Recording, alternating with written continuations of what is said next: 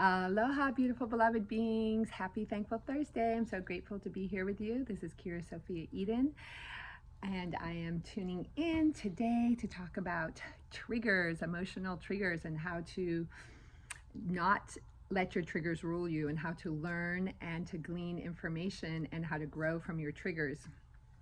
I've had a lot of experience in this area. If you're human, so have you. And you may be mastering it, you may be wondering how to, and we're all in this process of clearing out underlying emotions and trauma that cause triggering. And it's easy to want to blame other people. It's easy to want to blame the situation, and those can all be factors, but really it's up to us to be in this neutral, compassionate, witnessing space for peace and harmony that we want to have in our lives and we want to have on the planet. So it begins with us. So again, this is my Quantum Reiki Healing movement page. All things healing, all things beauty, all things truthful, all things possibly triggering for you, whatever it may be. I hope it's helpful. And so yeah, let's get started with the trigger information. So what is a trigger? A trigger is when we have a negative emotional response to something that has been said to us, something that we witness, something that we may not have anything to do with us. We might read something or see something or overhear something, or it could be when we're driving. So the most important thing, at first you want to determine, is this coming from outside of you? Because there are outside attacks that can happen to us where things just get thrown into our wrench into our plans through dark attacks. And you'll want to look at my dark attack video for that. So you first want to figure out, is this something that organically that I need to clear myself, or is this something I need to clear that's coming at me? So when you, in either situation, you still want to stay calm and assess the situation. So if we're talking about an internal trigger, so if someone sends you something that you don't like, someone's not behaving the way you want to, someone speaks to you or accuses you of something, someone cuts you off, there's so many situations, right? We just have an emotional response. We see something on social media, we hear a friend tells us something. So what you want to do is, most important is you want to not react at all until you get a handle on your emotions and your breathing. You want to disengage. If you're driving, you can pull over. If you're with a person that's really triggering you and you need to really take few moments, you ask to excuse yourself if you're able to. If it's on the phone, you don't answer right away, you don't send an angry text, you just take space for yourself and you pull back in whatever way you can. And there's many different situations. So you want to just really breathe first, and you want to activate your higher self and your adult self, because what's getting triggered is a wounded part of yourself and a younger part of yourself that's still in there, that wants attention and wants love and wants resolution. So you want to really say, I'm calling in my higher self now, I'm calling in my adult self to help me with this situation. And you breathe, and then you start asking yourself, once you're able to take these deep breaths and to really be in that personal space of witnessing yourself. And you really want to try and ask yourself, what is going on here in this situation? What are your feelings? Are you angry? Are you sad? Are you scared? Are you rageful? Are you jealous? Are you envious? Are you feeling left out? And so when you identify, and there might be a few different feelings, say like you're angry and afraid and anxious when something, you see something like someone's maybe being really successful, or someone's going on a trip that you're not going on, or someone isn't behaving in a way, not responding to you after you spoke your truth. So we can't control other people, but we can control ourselves, and we can really look within and love ourselves. So you just want to really take that space. It can help if you're in a space where you can have a journal or some crayons or some colored pencils or markers, and you really just want to write down and identify, like, your higher adult self says, what is going on here? And so you can really identify, the anger, the fear, the sadness, whatever's present. And then you just want to begin to have a dialogue, and you can write those out, and you can even draw a picture expressing that. And this isn't about being a great artist. This is about visually putting this in front of you and removing yourself from this so you get space. Because a lot of times, and I've had a lot of practice, I don't do this anymore in my life, but it's like, you want to defend yourself, or you want to speak, back, like, oh, da da da da da, you want to fire something back, or you want to, say what, is important to you. But especially in situations where we want to keep a healthy, loving relationship with someone, we want to really look at the goal. Like, is the goal here to be right? Is the goal here to have the last word? Is the goal here to defend yourself? Or is the goal here to create more loving kindness and compassion with, in this relationship and in the world? And hopefully it's that one. So you can give space. You don't have to reply right away. Even if it's in person, you can say, I need some time to think about that. And I've had many situations like this where I've had energy coming at me in a combination of attacks and a person's emotions and triggering me. And I've had to just ask them for space. Like, I see that you really want this from me, or you're saying this to me, these facts, and I can't respond right now. I really need the time, because I know myself, like, if I'm triggered, if I'm going through something, especially if it's an attack that really works up our nervous system, the most important thing is to take care of your nervous system and to really allow yourself that space. And you can take that space. You don't owe anyone anything in that moment unless it's an emergency, right?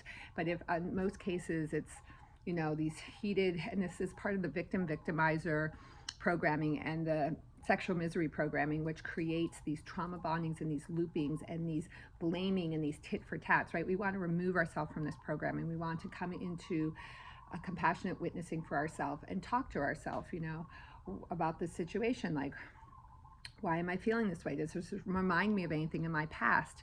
How can I communicate in a way where I get to express my feelings without blaming, without pointing the finger, without getting into more drama around the situation? And so the more that you can write and identify your feelings and take that space and really identify your goal with this person, this situation, for me, I noticed lately that there's been a lot of driving things. Like, people are cutting me off, people are doing things that are not following the traffic rules, pulling out in front of me. And I realized it's really testing where I'm at. And the people seem oblivious. So to me, it feels like outside attacks, but it's also how am I responding? And sometimes, like, what, do I want to honk the horn? Do I want to yell something out the window? It's like, no. I mean, maybe a few of those times I've wanted to, but is that going to solve anything? Is that going to make anything better in this situation? No. So it's like, I breathe and I recognize it for what it is. I look at the overview of the situation. These are all trying to get my goat, take my peace. These things aren't worth taking your peace over. And it can be hard with family members or friends or a partner when they're really, coming in for something and you feel like they have the story wrong or the situation wrong. But the more that we can go in and love that part of ourselves that's sad, that's angry, that's jealous, and give comfort and give acknowledgement, that can really disengage the situation from that heightened, view. And then you're not part of this, anger and this, fighting back and this disharmony situation. And we're not adding, right? Well, I've talked about my other videos, there's the dark pool, the evil pool, the chaos, the satanic pool, and then the pool of light, the pool of harmony, the pool of peace and beauty. And that's where we want to be putting our attention into how can we create more peace, more harmony, more beauty, more service. And it doesn't mean that you don't speak your feelings and that you don't, you spiritual bypass, but you really take care of yourself first by removing yourself from the situation that you can, asking for space, breathing, and then really through talking to with your adult self, talking to that hurt part of yourself through writing or self-inquiry and journaling and drawing. And then you can decide how you want to approach it. Today is just an example. I was going hiking and I pulled up in the parking lot, and there's a lot of tourists that come here, and a lot of them use sun spray that's not allowed here. It has the chemicals that are dangerous to the reef. It's actually illegal, and some of the stores still sell it. People still buy it. People don't know. And I used to spend time recently up until like 6 months ago, I'd see people and I'd be like, hey, that's not good for our island. And a lot of people are very open to that, like, oh, I didn't know, whatever. And today, I went to get out of my car, parked, and there's a tourist next to me. I could tell by their, car and their beautiful little leis that they had at the airport. And you know, I wanted to be open-hearted, but all of a sudden the woman next to me starts spraying the sunscreen everywhere, and I opened my door, it's like getting in my mouth, and I'm just like, oh, it's spray sunscreen. And I thought to myself, I pulled back and I took a deep breath. I closed my door because I could. I took space, you know, I had, you know, and I was able to get away from the toxic spray, and I could smell it. And I just said, is it worth me saying something to these people right now? And because how am I going to approach? What's my tone going to be? What's my intention? And I thought, nope, it's just not important to me at all. Like, I just want to smile at them. And I waited till she was done, you know, and they weren't asking for advice. I didn't feel like I could say it in like a really loving way at that moment because I was involved in some other stuff. And then they apologized. They're like, oh, I'm so sorry, we're in your way, we're just getting sunscreen. I go, oh, no, don't worry about it. I was like, have a great hike. I knew we'd be hiking up this big hike together somewhere along the way because we were leaving at about the same time. And then I saw them at the top of the mountain. We got there at the same time, and, you know, I offered to take her picture. She took mine. It was a beautiful view. It was really fun. And I thought to myself, if I had, you know, said something or came across the wrong way or, you know, reacted to this, like, you know, then it would have had been a much different exchange. And it turned out she lived near someone that I knew in California, and they actually had these snacks that I love that I forgot to bring with me, and they offered me some. So it turned into this beautiful situation where it could have been it could have been a different outcome if I hadn't have been practicing my, you know, self-inquiry and compassionate witnessing around myself. And because I care about the planet, I care about the island, I care about the reef, and there are many factors, you know, not just the sunscreen. So I just thought it wasn't worth it in that moment. So, and there's many other examples and situations. So one of the things I do is I really help people clear their underlying trauma in certain situations that really trigger them, especially in intimate relationships and in union situations and in family situations and with friends, that keeps getting triggered over and over again. I help work with the emotional clearing and the inner child clearing with incredible results. So if you feel like you would want more support with this, please contact me, like, subscribe, comment, and you know, just write a message that you're interested, and you can reach me at kiraenge@gmail.com or comment under this video. I would love to be of service. I'm help so many beautiful people just be free of these triggers and these situations that come up, so that they're more like little minor things and not like these angry, because the angrier we are and the more we respond and the more that we like get into these rage states, dark entities can come in and take over, and it creates so much chaos and negativity because on the planet and in our lives, and we don't want that. We want to feel at peace. We want to feel empowered. We want to feel we're spreading love, and there's a way to deal with it and a way to heal it that is completely helpful and complete. And I would love to be of service to you. So I'm sending you all so much love, so much prayers. So thankful for you being here. If you're watching, thank you so much for spending the time.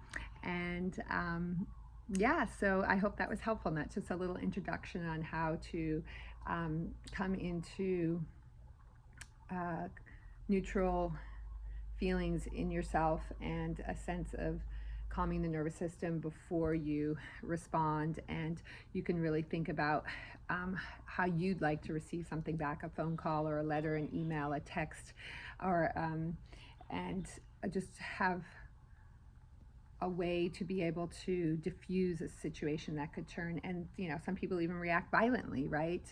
In certain times you're so triggered by so much chaos and rage and drama, especially in family situations and lovers' quarrels and that kinds of thing. So you want to definitely not have violence and aggression that way at all.